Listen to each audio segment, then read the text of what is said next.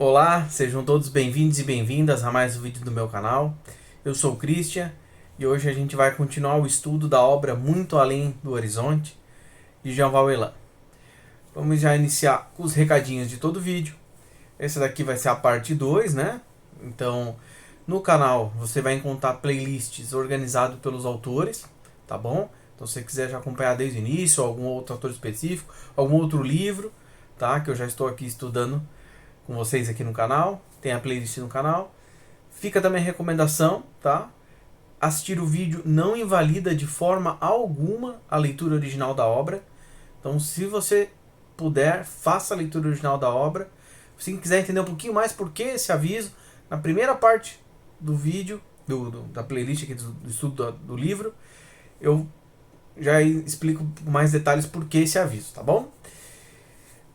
E o último, se você puder curtir, compartilhar, comentar no vídeo, assim o algoritmo vai entender que esse vídeo é relevante e vai espalhar para mais pessoas, tá bom? No vídeo passado a gente começou a ver um início de um planejamento ali na Grécia, né? Aí agora a gente vai ver a questão de Alexandria, né? Porque a gente viu no vídeo passado, o planejamento foi feito ali na Grécia para trazer a revelação cósmica e ajudar a humanidade a evoluir. Não deu certo, a gente vê a questão de Roma. A gente depois vai estudar, conforme a gente está avançando aqui os capítulos, a gente vai ter um estudo mais aprofundado sobre Roma, entende? E agora no capítulo 2 chama-se O Sonho de Alexandria, tá? Aqui, ó. Mesmo com a doença, entende? Dessa busca de poder de Alexandre, ele conseguiu expandir a cultura grega, porque estava na missão encarnatória dele expandir a cultura grega para quê? Para espalhar toda aquela base de conhecimento cultural, né? De alguns valores como a sabedoria, o estudo, né? A cultura grega estava longe de ser perfeita, mas era o que a gente tinha de muito evoluído no momento. Então a gente, você acompanhou comigo a trilogia da Revelação Cósmica, por exemplo, no terceiro volume, Karma e Compromisso, Jean Vauelan nos explica bastante como isso aconteceu, por exemplo, com Napoleão. O plano era difundir o conhecimento. Só que aí a humanidade aqui, pelos seus valores e por decisões erradas, vai lá e se desvirtua, né? Então você vê, Alexandre o Grande tinha que, o plano original era encarnar para expandir a cultura grega para tudo. Para quê? Para trazer, por exemplo, filosofia para o planeta como um todo, não ficar só na região grega, né? Mas aí a busca pelo poder dele fez com que não desse certo isso, né? A gente sabe que aí depois se perde vários valores errados e todas aquelas coisas, né?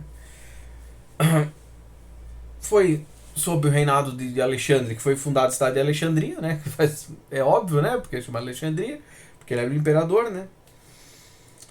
E aí aqui no ano 320 a.C., olha o tamanho que foi Alexandria. Ela chegou a ter 600 mil habitantes. Uma cidade enorme para aquela época, né?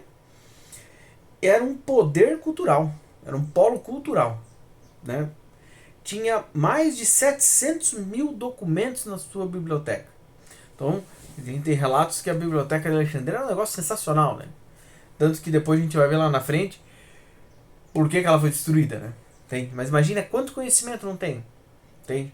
Eu não sei se aqui mais pra frente está nas minhas anotações. Se tiver, eu vou falar de novo.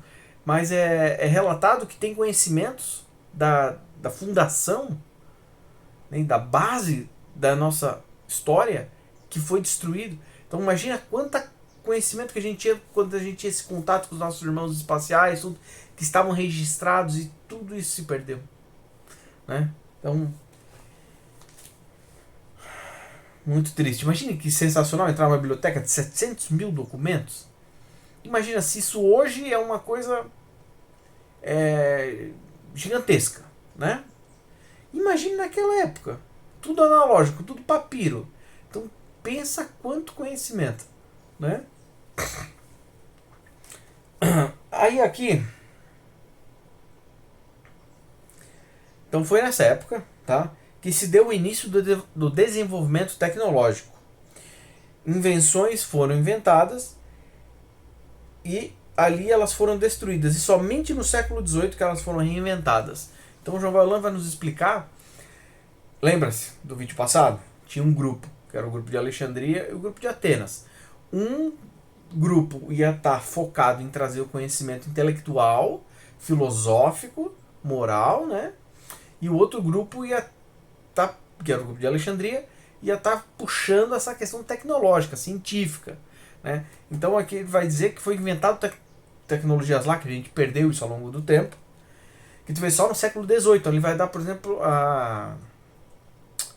o exemplo no livro, eu não marquei aqui na minha observação, mas ele vai falar das máquinas a vapor, por exemplo. Então lá já começou a ter algumas coisas, máquinas rudimentares. A gente tem esquema de esgoto, esquema de água pluvial. Entende? Que nós temos hoje água encanada e tal. A gente fala, nossa, que coisa moderna, uau. Já tinha isso para fazer a água correr na cidade toda, da Baixa Alexandria para Alta Alexandria. Entende? Então, isso já nos mostra que olha o conhecimento científico vindo, conhecimento tecnológico vindo, né? Entende? Alexandria e seus sonhos foram destruídas por Ptolomeu I. Entende? Alexandre morreu com 32 anos por um processo obsessivo. O quartel-general das Trevas conseguiu desintegrar o império de Alexandre por volta de 281 a.C.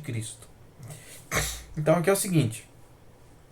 Esse sonho de fazer Alexandria ser esse centro cultural do planeta e manter isso como uma cidade muito relevante, ela foi destruída por Ptolomeu I, que, se eu não me engano, foi um imperador persa. Eu não marquei aqui, entende?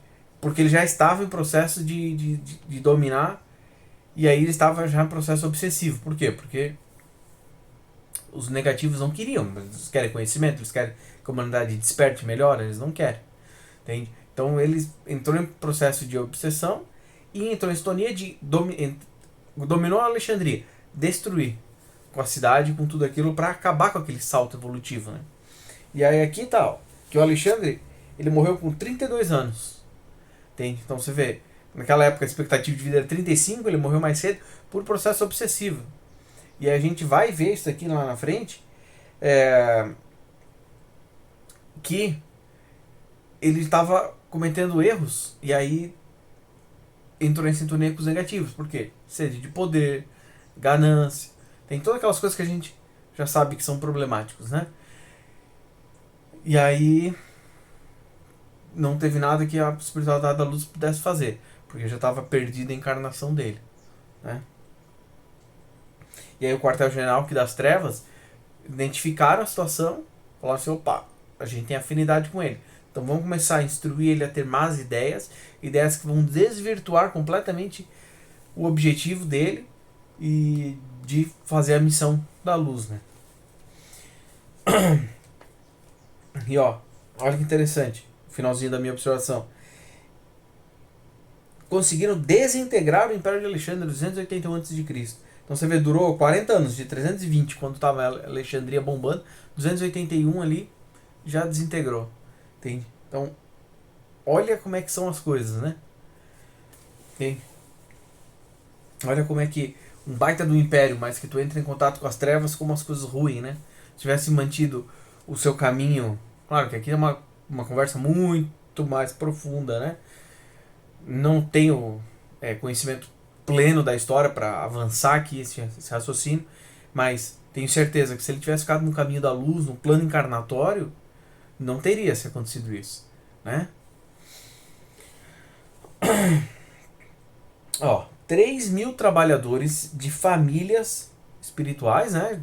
Que já estão acompanhando e trabalhando com a espiritualidade maior.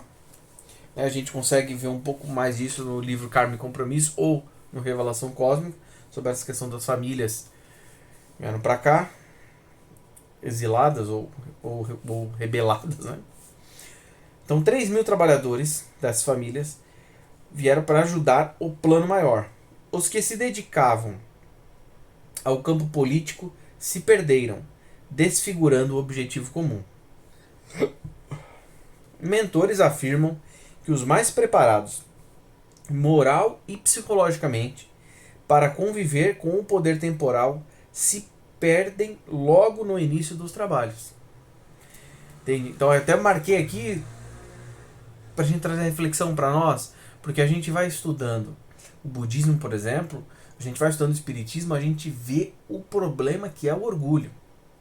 Né? O próprio Buda, Siddhartha Gautama, nos ensinou o veneno que é o orgulho. Né? Então você vê, aqui é o conhecimento para nós, que os mentores vão dizer, e aqui eles estão referenciando naquele momento como até hoje. Então os mentores dizem que a encarnação aqui, ó, os mentores afirmam que os mais preparados para conviver com o poder temporal se perdem logo no início dos trabalhos. Entende? Então, como você já nascer rico, já nascer poderoso, é um baita desafio. E aqui, a gente vai ver nesse ponto, e vai vir em momentos lá na frente, como espíritos que têm essa importância chave de ser um grande líder para promover certos movimentos, como eles têm todo um preparo na espiritualidade para isso, aí encarnam e falham. Por quê? Porque caem no gostinho, nesse mel que é uma armadilha do poder, do ego, da soberba, né? Então, você vê que eles vão falar aqui, ó, que a galera que encarnou naquela época, na política, a espiritualidade de Deus não vai deixar você fazer um plano encarnatório que seja mais difícil do que você tem a capacidade. Entende? Então assim, não, peraí, esses espíritos estão mais preparados para lidar com esse tipo de encarnação. Entende? Preparados para esse desafio. E você vê, falharam. Isso acontece até hoje em dia, né? Então, olha que dificuldade, né? De se fazer essa reforma íntima para superar o orgulho, né? E aí para pensar, se hoje em dia, com todo esse conhecimento que a gente tem, já se tem essa barreira de dificuldade da pessoa cair nessa armadilha da soberba, da arrogância, por ela ter mais dinheiro ou ser mais famosa, imagina naquela época, né? O mundo mega complicado, com escravidão normal, tudo. Não era fácil, né? Mas mesmo assim, galera que fez esse plano de trabalhar em tais posições, elas estavam preparadas para isso, mas falharam, né? E aí fica para nossa reflexão, por isso que eu até marquei aqui, combater o orgulho. Entende? Nós temos que fazer a nossa reforma íntima, para quê? Para não cairmos nessas armadilhas. Por mais que a gente só esteja fazendo nossa vidinha aqui normal, a gente não tá aqui no nosso plano encarnatório de fazer, uau, nossa, eu sou um grande governador, eu sou uma grande pessoa que impacta milhares de pessoas. Mas nós temos que lutar contra isso para quê? Para a gente não vacilar aqui também. Né? No século II a.C., a espiritualidade maior percebeu que teria de alterar os planos da encarnação do Mestre, Jesus. Porque Jesus iria encarnar naquela região. Aí eles tiveram que tiveram que se adaptar, né, de ver uma novo local. Por quê? Porque ali não ia rolar. Entende? Então todo esse planejamento de fundamentar filosoficamente, intelectualmente, né, a humanidade, para quando Jesus chegasse, ele já pegasse uma população um pouco mais preparada para o que ele viria ensinar. Você vê, já não deu certo. As trevas conseguiram desvirtuar ali, né? E aqui já lembrando, eu vou falar isso várias vezes ao longo do livro, a gente vai ver muito isso acontecendo, dos planos da espiritualidade maior não acontecerem da maneira que foram. Por quê? Porque as trevas estão atrapalhando. Nossa, como as trevas são poderosas, uau! Não é isso. Eles não têm poder nenhum. Mas é a humanidade que entra em sintonia e aí não cumpre com os planos. Porque se a humanidade comprasse a ideia de fazer as coisas corretamente, de buscar se reformar, buscar viver um mundo melhor, não entraria em afinidade, não teria força esses movimentos. Deus tem o livre-arbítrio, existe um plano maior, né? Que às vezes existe aquela questão de que, por exemplo, os trevosos mataram Jesus e eles falaram, nossa, nós ganhamos, crucificamos o Messias, uau, foi a alegria. E na verdade eles justamente perderam, porque matar Jesus fez com que a palavra dele se difundisse com muito mais força. Por quê? Porque essa humanidade primitiva, entende? Aí olha assim, não, mas o cara morreu? Nossa, porque se Jesus tivesse ensinado até ficar velhinho e, sei lá, um dia deitou pra dormir e não acordou mais, talvez ninguém desse bola. Foi legal, mas é. Então precisava de uma coisa desse, infelizmente, precisava de uma coisa daquele impacto para deixar marcado o que Jesus ensinou. Depois a gente viu, né? Várias coisas foram desviadas e tudo mais, objetivos. Você acompanhou comigo o estudo da obra Carme e Compromisso. A gente vê muito esse movimento acontecendo de desvirtuar, de apropriar de conceitos, de deturpar conceitos, né? Mas de qualquer forma, se o que Jesus nos ensinou ganhou tanta força, por quê? Porque a humanidade gosta de violência, de barbaridade, né? Então olha que bizarro, né? Aí os planos foram mudados. A gente vai ver daqui pra frente o que vai acontecer com isso daqui. Vamos continuar aqui nas minhas anotações, ó. Após a queda de Atlântida, demorou 10 mil anos para conseguir-se ter uma cidade para dar o salto evolutivo. Que era o que? Alexandria. Então você vê, lá em Atlântida veio a galera exilada. Pô, se o pessoal aprender, show, daqui para mais, vamos evoluir mais. A gente sabe que não deu certo, aqueles problemas, não vou entrar no mérito aqui. Ah, quero saber mais, Cris. Carme e Compromisso, tá? É um livro que vai abordar também de Jean Valjean, vai abordar mais essa parte, tá? Realmente ali no início do livro, acho que até um pouco antes da metade ali. E aí você vê, ali tinha-se todo o conhecimento, todas as ferramentas necessárias para conseguir encarnar grandes espíritos aqui para fazer o salto evolutivo e ajudar a humanidade a evoluir. A humanidade não quis, né? Por série de fatores, não quis, não comprou aqueles valores. Você viu, demorou 10 mil anos para conseguir chegar a ter ali Alexandria e para dizer, não, show, agora a gente tem um conhecimento, não, agora vai dar boa. E a gente sabe que não deu, né? Então, ó, não funcionou. Então, naquele momento ali, o espiritualidade vendo, falou assim, vamos ter que mudar os planos encarnatórios, não vai dar para Jesus encarnar aqui agora, nesse momento, vamos ter que rever esses planos. Entende? Então, naquele momento, eles não sabiam o que iria acontecer. Entende? Quando é que eles iam ter outra oportunidade? Que aí, eu até marquei aqui na minha ilustração, né? Hoje a gente sabe que foi 2000 anos depois, né? 2000 anos depois. Então, de 200 a.C. a 100 a.C., o foco foi maior na evolução intelectual e moral. A tecnologia foi abandonada pelo mau uso dela. Então, naquele ponto, a espiritualidade falou, não vai dar para vir trazer a revelação cósmica. Né? Aí por isso que eu falei, 2000 anos. Pensa, não, 200 anos de Cristo, então Jesus vai encarnar 200 anos depois. Não, mas é que Jesus veio fazer toda a missão para preparar isso na segunda vinda dele, que nós vamos estudar isso lá bem na frente, tá? A gente vai estudar isso. Então naquele momento estava se fazendo todo... Qual que era o plano, né? Como eu já falei várias vezes aqui, né? Fazer essa base da humanidade, vir Jesus, aí Jesus ia ensinar tudo que ensinou, muito mais, porque a humanidade estaria mais preparada para absorver tudo aquilo ali, entende? A gente vai estudar aqui mais pra frente, eu não... vou dar um spoiler agora. Por que em Roma, por exemplo? Por que Jesus não encarnou em outros lugares? Porque o povo romano é um povo que estava mais aberto, com a mente mais aberta para assimilar conhecimentos novos, né? E aí vinha o conhecimento da revelação cósmica, que não deu certo, como a gente viu, e aí você gastou 2000 anos. Quando 2000 anos? Agora. Né? A gente sabe que a gente já está vivendo o Apocalipse, estamos nessa reta final de transição planetária, finalizando o mundo de provas e expiações para o mundo regenerado, graças a Deus. E eu não sei quando que vai ter a segunda vinda de Jesus, mas a gente está à porta disso daqui.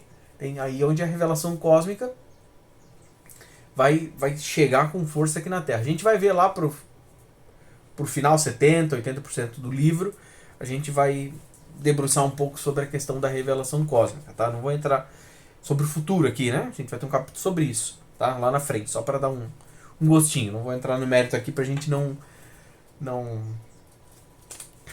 perder o fio da meada, tá?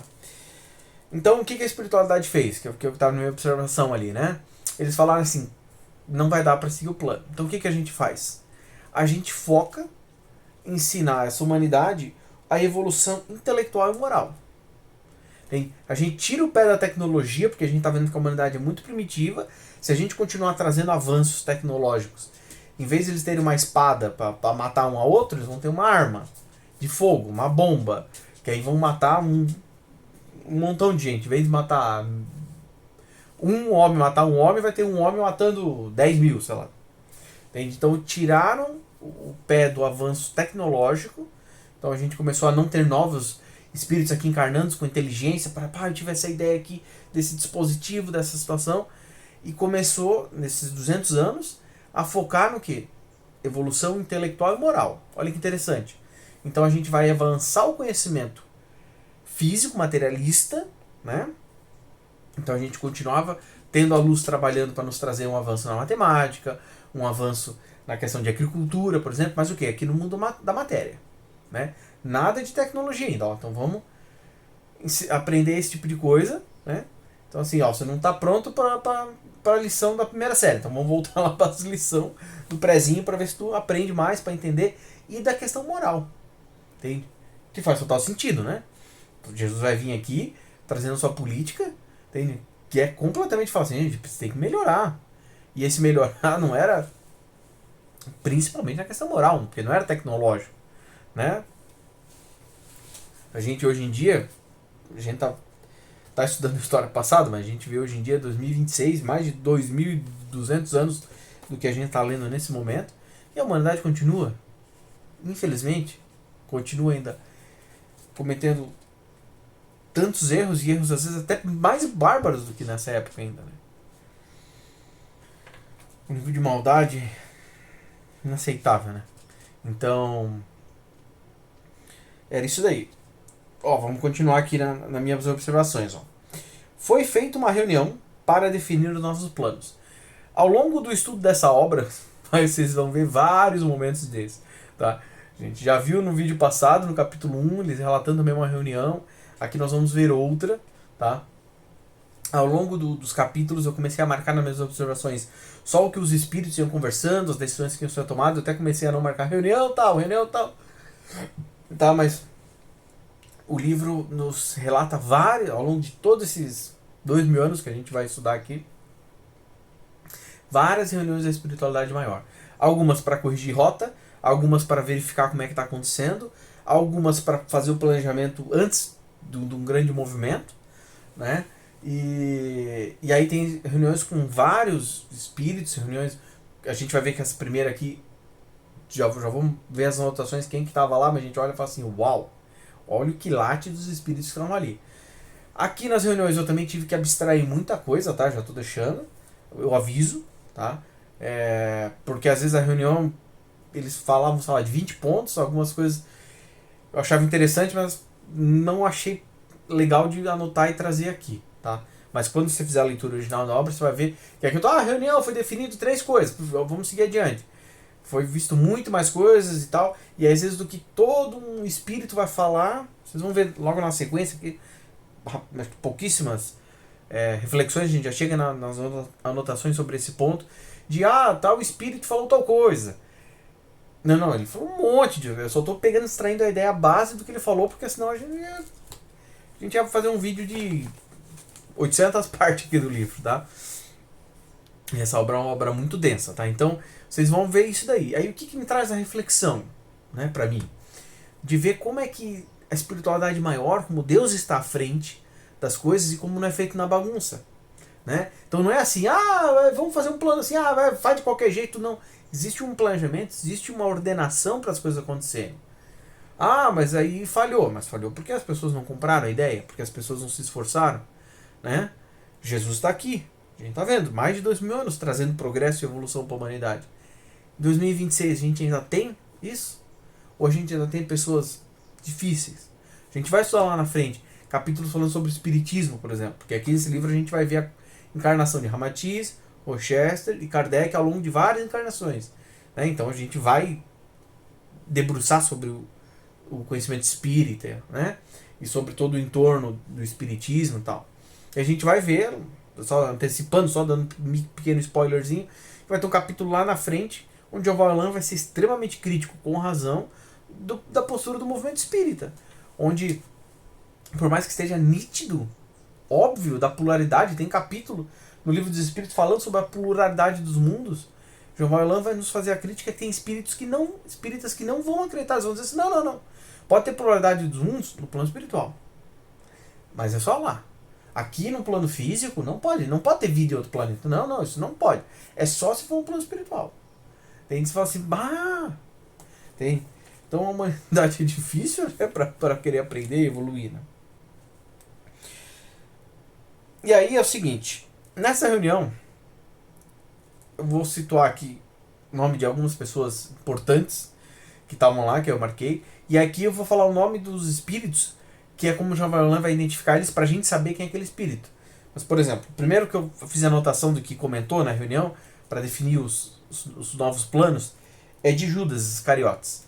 Mas obviamente que não era a encarnação de Judas, aqui a gente tá falando antes de Jesus, mas é o espírito de tal, entende? E aí vocês vão ver que interessante algumas pessoas que vão falar na reunião. Então vamos lá, Judas. O Judas pensava que o caminho era resolver pela violência. Então ele falava assim, cara, o pessoal não vai aprender, não vai escutar, não vai aceitar, vamos ter que chegar na violência. Entende? Então assim, ó, não adianta querer ensinar, educar, eles não aprenderam. Então, porrada. Entende? Vão chegar ali e na violência. José de Arimateia, ele já pensava que se tinha que resolver pelo amor. Então você vê, Judas foi lá, fez a fala dele, e o resumo é assim, não, cara, acho que o caminho pra gente resolver é na violência, é na truculência, é sendo mais rígido. José de Arimateia foi lá, fez a fala dele e disse assim, não, acho que acredito que o caminho é no amor. Entende? E aí ele fala que a gente não pode ter a mesma postura dos negativos. E faz total sentido, né? Se os trevosos estão utilizando da violência, da truculência, da imposição para atingir os objetivos deles, a gente não pode fazer a mesma coisa, a gente vai estar se equiparando a eles, né? Barrabás foi na reunião e falou que ele pensava que tinha de usar a força e adestrar os animais humanos. Entende? Então olha isso. Aí aqui para nós já temos assim, pô, mas Barrabás estava na época lá de Jesus. Você vê, é um trabalhador que estava trabalhando para a espiritualidade maior. Mas, você vê, eu achei interessante a espiritualidade nos trazer isso, porque a gente vê o nível evolutivo de cada um. Eles estavam trabalhando por um objetivo maior, eles estavam. Mas você vê o caminho, então dependendo do nível evolutivo, tinha gente que achava que tinha que ser mais na violência. O outro, tu vê, até marquei aqui na minha observação, porque eu achei, uau, nossa, que forte. Ele falava assim, temos adestrado os animais humanos. E a gente olha e fala assim, nossa, mas que palavra forte. É, nossa. Só que vamos parar para pensar. Se essa humanidade está vivendo e agindo como animais, seguindo instintos primitivos, não raciocinando, não utilizando a sua lógica, não aprendendo as questões morais, qual a diferença nossa por um animal? E dependendo do caso, nós somos até piores que animais. Entende? Olha as atrocidades que os humanos às vezes fazem. Entende? Que animais não fazem 1% disso. Então nós podemos ser maravilhosos e incríveis como filhos de Deus, expressando o amor do Pai. Mas também, se a gente fica com essa nossa doença, estamos todos doentes espiritualmente, mentalmente, aí a gente aflora esse lado escuro, essa podridão, essas nossas sombras, atrocidades que acontecem. E aí você vê aqui, nós estamos Barrabás. Falando, não, vamos adestrar esses animais humanos. A gente fala, nossa. E aí o que me choca é que aqui a gente está vendo uma reunião no plano espiritual de espíritos que estão tendo uma visão mais completa, que estão tendo uma percepção maior do mundo, do que nós que estamos encarnados aqui, capados das nossas leituras, né, espirituais. E a gente está aqui cego, surdo e mudo, né? A espiritualidade nos fala que está na matéria densa, é isso, né? E aí eu fico pensando, e isso me deixa chocado, assim, porque em 2026 ainda a gente tem pensamentos dessa forma. De pessoas encarnadas que acham que tem que se resolver coisas desse tipo assim. Não, então é o seguinte, não ensina nada, é só na base da porrada, corta-se opções. Tu fala assim, não, cara, é justamente ensinar as pessoas a se tornarem uma pessoa melhor, né? e não impor nada e tal, né? Estevão vai trazer a sua fala. Quem é Estevão? Eu marquei aqui na minha observação. Ele foi o primeiro mártir do cristianismo. Tá? Ele disse que pensava que o caminho era pela paz. Okay? Sua fala e autoridade moral impactaram a todos. Então, ele vai falar muita coisa, o resumo é isso, né? Ó, gente, a gente tem que ir pela paz. Então, olha que interessante. Aqui, o João Vaillant, Espiritualidade, nos traz 4 discursos na reunião, de 4 espíritos diferentes, 2 tendenciando a tentar resolver na violência, na truculência, na imposição, e 2 tendenciando a resolver na paz, no amor, na conciliação. Então a gente vê como Deus utiliza todo mundo com um plano maior. Né? Então não é assim, eu vou trabalhar para Jesus. Ah, não, então só vai trabalhar para Jesus quem quer resolver tudo na paz, no amor. Não, às vezes tem outros caminhos, outras abordagens, dependendo do lugar. Vai ter que ter uma outra abordagem, mas todos seguindo o planejamento. O planejamento qual que é? Fazer a obra pela luz, pelo amor, pela paz. Ah, mas às vezes eu acho que tinha que ser mais truculento. É a opinião do Espírito. Mas Deus não vai deixar de utilizá-lo para trabalhar para o bem. Né? Mas aí, por exemplo, no momento de uma encarnação de um Estevão e aqui de Barrabás, por exemplo, Barrabás, até ele se purificar e se melhorar, ele vai ter essa tendência a querer resolver situações que acontecerem na encarnação dele com um pouco mais de truculência. Por quê? Porque ele ainda está tendo que se melhorar nisso. E Estevão não, já ia tentar resolver tudo mais na concórdia, no diálogo, na paz. Né? Então, achei interessante também essa reflexão. Da gente ver que é aquela coisa assim, nossa, mas Deus só vai pegar espíritos perfeitos para fazer o trabalho dele. Não. Talvez a gente está vendo aqui 4 espíritos que estão em níveis evolutivos diferentes, níveis de consciência diferentes. Né? Mas com o mesmo objetivo. Isso que é importante deixar bem ressaltado. O livro é bem isso, que os 4 estão trabalhando pelo mesmo objetivo, da espiritualidade maior. Tanto que estão numa reunião de espíritos da luz para coordenar agora os novos passos, né, do plano da vinda de Jesus, a primeira vinda de Jesus para cá. Né? E aí, no livro, João Vaillant não vai explicar quem a fala desses espíritos, nem se eles chegaram realmente a falar na reunião, mas olha quem que estava nesse, olha o nível da reunião. Lá estava Buda, Zoroastro, Sócrates e Lao Tse. A gente fala assim, nossa, olha o quilate dos espíritos que estavam comandando ali junto, definindo os passos, né? Aí Gandhi vai falar na reunião. Então, muito bem, Gandhi também estava lá. Ó. E ele vai falar sobre a paz, a paciência no trabalho e não usar das artimanhas negativas. Então você vê, ele vai trazer o mesmo conhecimento, a mesma reflexão de José de Arimateia. Se a gente fizer a mesma atitude que faz os negativos, nós vamos estar agindo como eles. E aí Gandhi vai falar lindamente sobre isso, que tem que se ter paciência no trabalho, tem que respeitar o tempo de cada um. Ah, mas eu queria resolver agora. Sim, mas se a humanidade não quer, eles vão estar mais ciclos de dor, mais ciclos de sofrimento, até o momento que eles despertarem. Mas a gente tem que ter paciência. Porque às vezes resolver na truculência pode parecer que é uma ótima ideia. Resolve-se no curto prazo, mas não resolve o problema de vez. Agora, realmente reformar as vidas, alcançar as vidas, para aqueles espíritos despertarem e voltarem ao caminho da luz, voltarem ao caminho da cura, da evolução espiritual, aí é progresso. No médio e longo prazo. Ah, mas vai ser mais trabalhoso? Vai. Mas esse é o caminho que tem que se tomar. Entende? Que é o que Jesus veio nos mostrar aqui com grande sabedoria, né? Então não é se resolver na violência. Se alguma coisa resolvesse na violência, o mundo já estava regenerado. Porque olha quanta violência que a gente tem aí, né? E não tá. Né? Próximo a 190 a.C.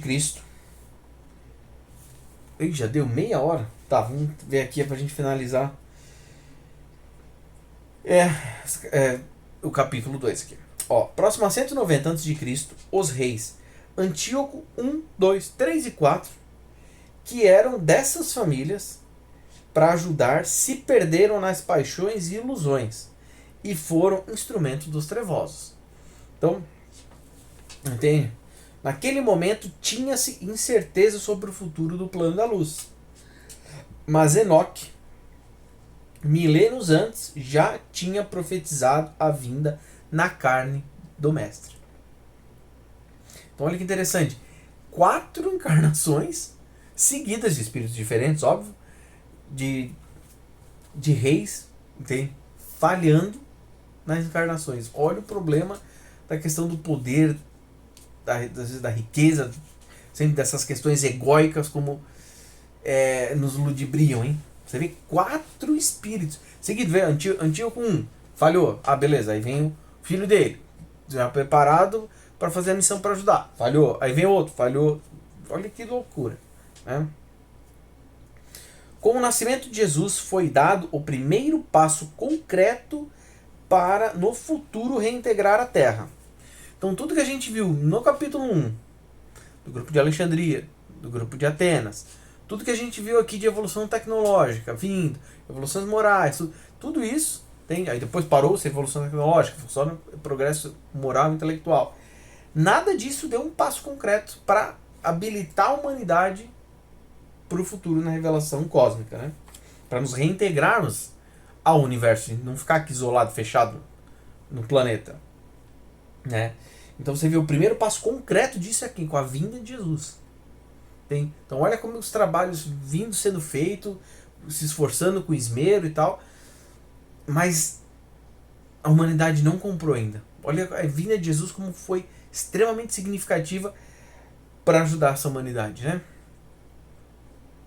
Os grupos envolvidos na missão do Cristo ficaram em dúvidas e divergência do planejamento reencarnatório.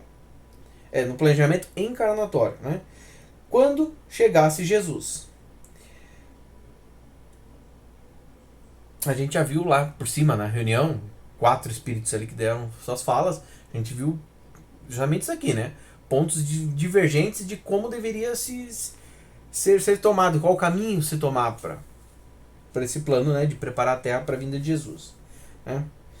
Aí nesse ponto do livro, Jean Valjean vai nos explicar que é aqui que veio a origem da doutrina dos anjos caídos, entende? Pois eles nem mais lembravam das encarnações pregressas, entende? Mesmo estando no plano espiritual. Então olha que loucura. Por isso que eu até marquei aqui, isso me chamou bastante atenção. Eles estão no plano espiritual, eles não estão mais no esquecimento. Nós aqui encarnados estamos no esquecimento, eles não. E aí nesse ponto que se surgiu, porque vindo o conhecimento da espiritualidade para cá, que surgiu essa ideia dos anjos caídos, espíritos muito evoluídos que fraquejaram, né? Se decaíram. E aí Jean Valjean vai nos falar que eles já estão tanto tempo aqui na Terra, encarnando, que eles esqueceram de onde são. Eles esqueceram de onde eles vieram. Entende? Então tu falava com um espírito aqui, que por exemplo estava aqui participando aqui na reunião no nível menor, ele nem lembrava mais que ele, por exemplo, vinha de capela, ele foi exilado de capela. Ele nem lembrava mais. Portanto, tanto tempo aqui encarnado, que aí ele não lembrava disso. Entende? E aí, olha que loucura. Entende? E aí eu até fiz uma questão de marcar aqui com uma ênfase. Isso, eles estando no plano espiritual. Então são tantas encarnações aqui que o cara não lembrava mais. Por que eu tô aqui na Terra? Aí eu não sei, eu tô aqui encarnado, tô no esquecimento, eu não sei porque eu tô aqui. Mas imagina, eu tô tantas encarnações que eu tô no plano espiritual e tô tomando ações como se eu fosse daqui da Terra mesmo. Eu não lembro mais das cagadas que eu fiz lá atrás. Então lá atrás, por que é pontuado isso, né? Porque lá atrás, sei lá, eu sou um espírito de capela. Lá atrás eu era um general e eu apoiei a guerra porque eu queria dominar o outro país lá. Dando um exemplo aqui. Aí eu tô tantas encarnações aqui, que aí eu tô nessa reunião, e aí eu falo assim, não gente, vamos lá, vamos dominar. Vamos dominar aquele país lá. Cara, eu tô tendo a mesma decisão errada de lá de trás. Só que eu tô tanto tempo aqui que eu esqueci disso e não me tô me reformando, que eu estou cometendo o mesmo erro. E aí espíritos mais evoluídos vêm trazer para nós o conhecimento, que ó, tu vê, nesse ponto que veio o negócio do anjo caído. Por quê? Porque eu estava lá num mundo muito melhor, fiz cagada, vim para cá e tô replicando a cagada, né? Nessa incerteza, algum tempo depois foi feita uma nova reunião. Nela estava a avó de Jesus, né, a mãe de Maria. José, naquele momento, não sabia que seria o pai do mestre. Ele também estava na reunião, mas ele não sabia que seria convidado a ser o marido de Maria para ajudar a que Jesus a encarnar, né? Ela tinha uma visão maior e propôs seguir o caminho pelo amor, entende? Porque a avó de Jesus é um espírito muito iluminado, né? Então você vê, ela diz, ó, que da sua fala pavimentou os planejamentos posteriores, entende? Teve-se noção do tempo, lugar, conteúdo profético e contexto cósmico. Então, da fala da avó de Jesus é que se definiu o que seria esses próximos 200 anos de trabalho para a vinda de Jesus. E você vê, ela trouxe, da mesma maneira que a gente viu na outra reunião, aqui terminou a reunião, ele relatou outra, né? Lá atrás, vê, Enoque veio profetizar, né? Que foi o primeiro trabalhador, né? De trazer esse conhecimento. Ó, vai vir encarnar Jesus, vai vir melhorar. Tu vê, ela já veio aqui, ó, tu vê, trouxe conhecimento de noção de tempo. Ah, como é que vai acontecer? Será que Jesus vai vir daqui a 100 anos, daqui a 200 anos, daqui a 20 mil anos? Opa, não, trouxe noção de tempo. Ó. Vai ser mais 200 anos, ele deve estar chegando aí. Entende? O lugar, onde é que ele vai encarnar? Opa, não dá para encarnar mais aqui. Então vamos ter que fazer ele encarnar lá no Oriente, lá em Jerusalém. Entende? Palestina, toda aquela região lá, né? Eu ia trazer o conteúdo profético, dizendo que ia vir, o que queria fazer, né? E o contexto cósmico, né? Dizer, ó, qual que é o plano maior dele vir aqui? Opa, justamente ajudar toda a humanidade a despertar pra gente se curar e poder se religar ao universo, né? Toda a falange foram recorrer aos seus mestres e pouco a pouco foi implementadas as futuras reencarnações. Então, finalizando a segunda reunião aqui, terminou dessa fala da avó de Jesus, linda fala, foi conversado com José, para virar o pai de Jesus, né? Maria já sabia que iria também fazer esse planejamento, seria a mãe de Jesus, e aí terminou essa reunião, os espíritos foram conversando com seus mestres, para quê? Para eles já irem preparando os seus trabalhos e as suas reencarnações para quando chegasse esse momento da vinda de Jesus aqui, né? Porque aí com a fala da avó de Jesus ficou mais definido e claro para eles quais eram os caminhos a seguirem, né? E aí como eles poderiam contribuir individualmente para chegar naquele objetivo maior, né? Então é isso daí, gente. A gente finalizou aqui o capítulo 2, foi o capítulo 2 enorme, deu 40 minutos de vídeo.